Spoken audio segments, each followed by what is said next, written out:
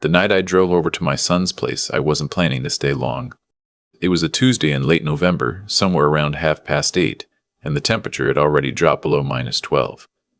That kind of cold that gets into your jacket no matter how well it's zipped up. I'd been meaning to drop off a birthday card for my granddaughter. She was turning 10 in 2 days, and I figured I'd say hello, maybe have a cup of tea, and head back to Barrie before the roads got any worse. My son Calvin had moved to Innisfil about 2 years before, after he married his wife Diane. She had 2 kids from her previous marriage, a boy named Tyler, who was 12, and a girl named Jade, who was 9. Abby, my granddaughter, was Calvin's from his first relationship. Her mother had passed from an illness when Abby was 4, and since then, Calvin had raised her mostly on his own, until he met Diane. I'd like to think the arrangement was working out. Calvin had told me it was. Every time I called, he said things were fine. Adjusting, but fine. Abby was doing well in school. Diane was making an effort. He sounded like a man who wanted very badly to believe what he was saying. And I suppose I let myself believe it too. I should have paid closer attention. When I pulled into the driveway, the house looked the way it always did from the outside. Warm windows, porch light on, Calvin's truck next to Diane's SUV. I grabbed the card off the passenger seat and walked up to the front door. I knocked twice. Nobody answered. I could hear the television inside, some reality show with the studio audience laughing. I knocked again, louder this time. Diane opened the door. She looked surprised to see me, not in a pleasant way. "Walter," she said, "we weren't expecting you." "I know I should have called. I just wanted to drop this off for Abby. Is she around?" Diane glanced behind her into the house. She went to bed early. She wasn't feeling well." Something about the way she said it made me pause. Not the words themselves, but the slight delay before them. The way her eyes moved before she spoke. "It's not even 9 o'clock, I said.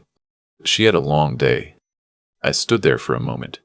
I could hear Tyler and Jade laughing somewhere inside, so it wasn't exactly a quiet household putting itself to bed. Could I just leave the card for her? "I won't stay long." Of course. She held out her hand for it, and I gave it to her, and I said goodnight, and I walked back to my truck. I sat there with the engine running for a few minutes. I don't know what it was. Maybe 40 years of working as a social worker for the region of Peel gives you a certain instinct that never fully turns off. Something was sitting wrong with me. I couldn't name it, but I couldn't drive away from it either. I went around the side of the house. There was a side door that led to the garage, and there was a thin line of light under it. I stopped walking. The garage was attached to the house, but not heated. Calvin had always parked outside during winter because the heating unit in there had broken the previous spring, and he hadn't gotten around to fixing it. He'd mentioned it in passing one time on the phone, and I hadn't thought anything of it. I knocked on the side door. A few seconds passed. Then I heard small footsteps, and the door opened, and Abby was standing there in her pajamas and a winter coat that was 2 sizes too big for her. She was holding a flashlight. The garage behind her was dark except for a clip-on lamp attached to a shelf. There was a sleeping bag on a folding cot, a small pile of library books on the floor beside it, and the space heater that was clicking and rattling like it was working twice as hard as it should have been. She looked at me the way children look at adults when they're not sure if they're in trouble. "Grandpa," she whispered, "what are you doing here?" I couldn't speak for a second. I just looked at her, my 10-year-old granddaughter, standing in an unheated garage in November in central Ontario, wearing a coat over her pajamas like that was a normal thing. "Abby," I said, and I tried to keep my voice level because I could see she was watching my face carefully. "What are you doing in the garage, sweetheart?" She looked down at her socks. "I sleep here." "Since when?" She thought about it. "Since September, I think, when school started." September. It was now November. 2.5 months. I sat down on the edge of the cot and I asked her to sit with me, and she did. I asked her if she was warm enough, and she said the heater helped. I asked her if her dad knew, and she got very quiet and looked at the floor for a long time before she said, "I don't know. He travels a lot for work." Calvin drove long haul between Ontario and Manitoba. He was gone 4, sometimes 5 days a week. I knew that. I had known that this whole time, and I had not thought hard enough about what that meant. "Abby," I said carefully, "why aren't you sleeping in your room?" She picked at a loose thread on the sleeping bag. Diane said Tyler needed it for his gaming setup. And then Jade needed space for her clothes because her room is smaller. And then Diane said she needed a home office. She said it the way children recite something they've heard many times, each reason added on top of the last like bricks being laid. So there was nowhere else. She shook her head. I put my arm around her, and she leaned against me, and after a moment she said something very quietly. I almost didn't catch it. "Am I a problem, Grandpa?" I pulled her closer. "No," I said. "You are not a problem. You are the whole point." She didn't say anything to that, but I felt her relax slightly, the way children do when they hear something they needed to hear. I stayed with her for about 20 minutes, just talking about small things, school, her books, whether she liked her teacher this year. Then I told her I needed to go talk to her dad, and that I'd be back soon, and that she should stay put. I tucked the sleeping bag around her, and I walked back into the house through the side door. Calvin was in the kitchen. He'd apparently just gotten home. His jacket was still on. His keys were on the counter. He looked tired in the way that long-haul drivers always look tired. That deep-in-the-body exhaustion. He seemed genuinely happy to see me. "Dad, hey, Diane said you stopped by. You should told me you were coming. I just got in an hour ago." "I know," I said. "Calvin, when did Abby move to the garage?" The question landed between us. I watched his face. He blinked. He started to say something, and then stopped. "She's not in the garage," he said. "I was just in there with her," I said. "She's got a cot and a clip lamp and a space heater. She told me she's been there since September." Calvin sat down slowly in one of the kitchen chairs. He put his hands flat on the table like he needed something to hold on to. "Diane said she preferred it," he said finally. "She said Abby liked the quiet. She asked to move out there." I looked at him. He was my son, and I loved him, and I knew him well enough to see that some part of him had wanted to believe that because the alternative was too hard to look at. "Calvin," I said, "she's 10 years old, and she's sleeping in an unheated garage in November, in a coat over her pajamas. She just asked me if she was a problem." He didn't say anything for a long time. Diane appeared in the doorway of the kitchen, and I could see from her expression that she'd heard some of this, and that she was already composing herself into something careful and composed. "Walter," she said, and her voice was even, almost pleasant. "I think there's some misunderstanding here. Abby's been having a difficult time adjusting to our household routines." "She's sleeping in the garage," I said. "She has everything she needs out there. She actually—" "In November," I said, "in Ontario." There was a silence. I'm not a man who raises his voice. 40 years of social work taught me that raising your voice changes the temperature of a room, but rarely changes the outcome. What I said next, I said quietly, and I meant every word of it. "I'm taking Abby with me tonight, and tomorrow morning I'm calling the Children's Aid Society. Not to make a complaint, I'm a mandated reporter. I have an obligation. They will assess the situation. That is what is going to happen." I looked at Calvin. "And you need to decide tonight what kind of father you are." Diane started to say something about legal rights and overstepping and family matters being handled privately. Calvin didn't say anything. I went back to the garage and I helped Abby gather a few things. Her books, her school bag, a few clothes she'd kept folded in a plastic bin on the shelf. She didn't ask a lot of questions. Kids often don't, when an adult they trust takes charge with calm. She just put on her boots and her proper winter coat, and she took my hand and we walked out to the truck. On the drive back to Barrie, she fell asleep within 15 minutes. I drove the rest of the way with the heat turned up and the radio low, and I kept glancing at her in the passenger seat the way you check on someone who you almost missed. I called Cass first thing the next morning. Because I'd spent decades in that system, I knew how to give a clear, factual report. I told them what I'd found, when, and what Abby had told me. They opened a file. A worker was assigned to make a home visit within 72 hours. That same day, I drove back to Innisfil and had a long conversation with Calvin. Not an argument, a conversation. I showed him the space heater with the cracked plastic casing. I showed him the cot. I asked him to walk through his own home and look at the 3 bedrooms on the 2nd floor. Tyler's room, Jade's room, and the room Diane had converted into a home office with a standing desk and a ring light for her Etsy videos. I asked him to walk through that and then tell me what he saw. He couldn't get through it without sitting down in the hallway. I didn't know, he said.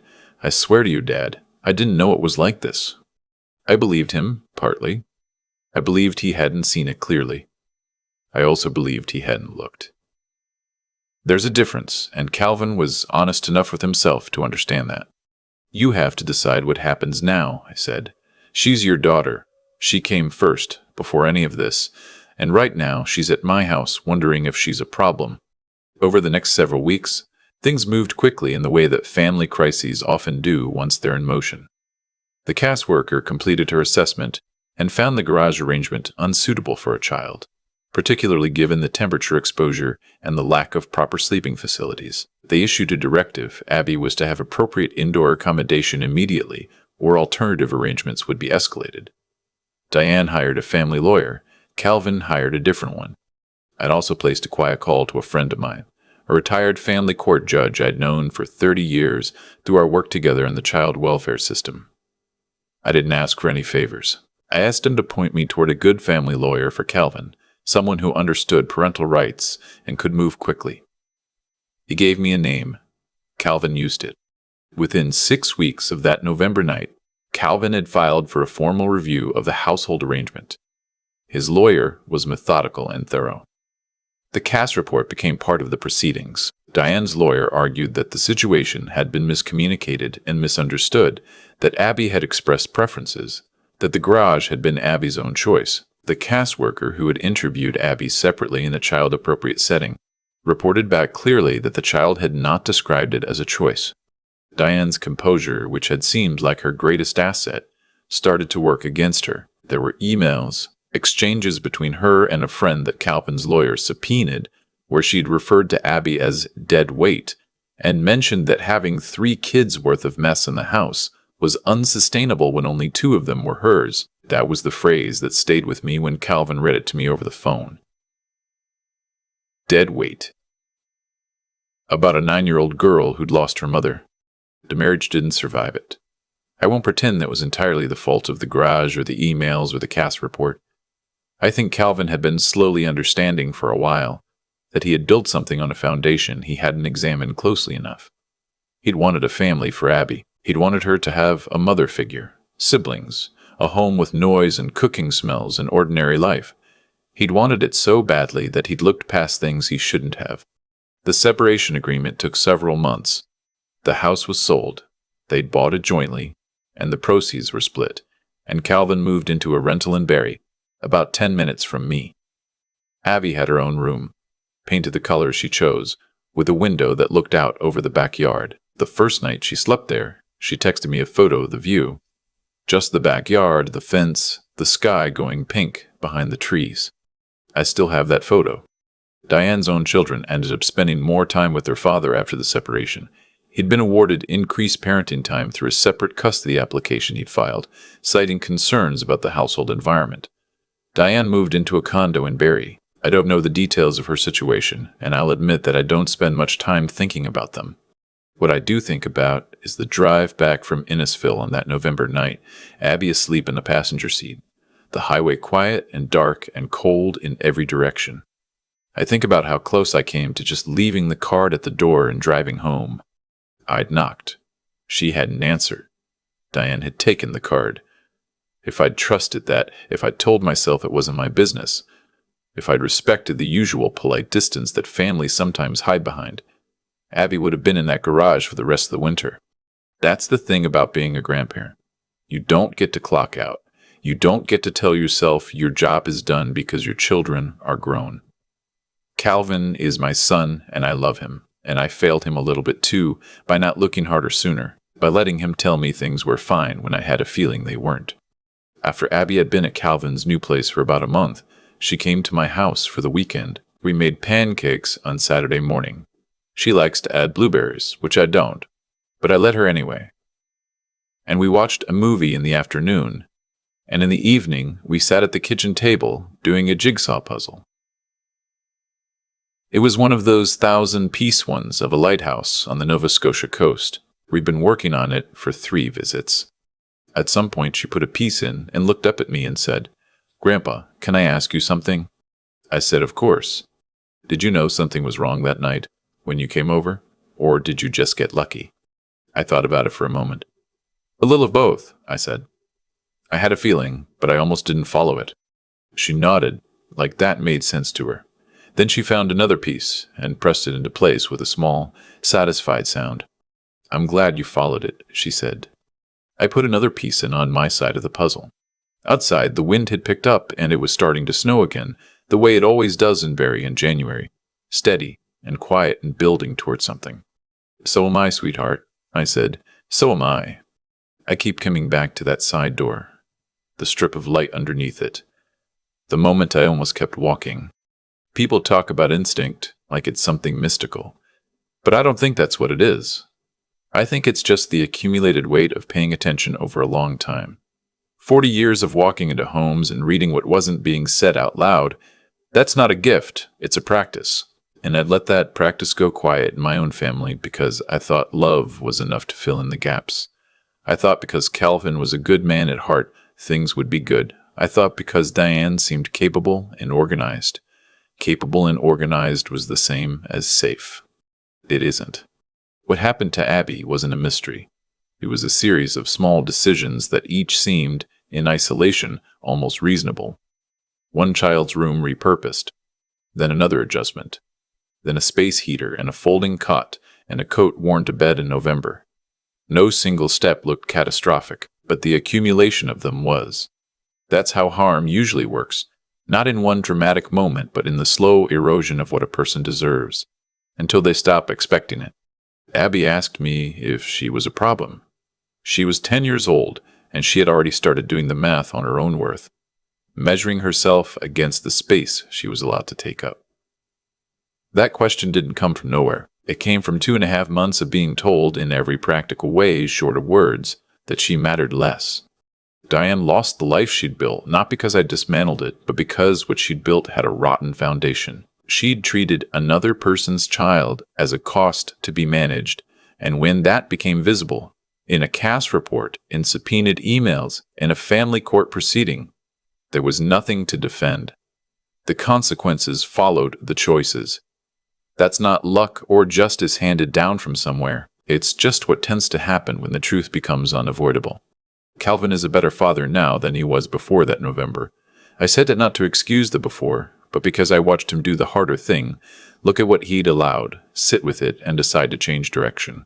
That takes something real. It takes the willingness to be wrong about yourself and keep going anyway. He's building something steadier with Abby now, and she's letting him, which is its own kind of courage on her part. I think about what I want her to carry forward from all of this. Not the garage, not the coat over the pajamas.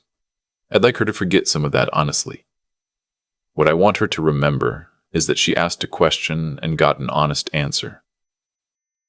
That someone came, that the right thing was done not because it was easy, but because it was owed to her. The puzzle on my kitchen table has about 200 pieces left. We'll probably finish it next weekend. She'll find the piece that fits and press it in with that small, satisfied sound, and I'll put one in on my side, and outside it will probably be snowing again. That's enough. That's more than enough.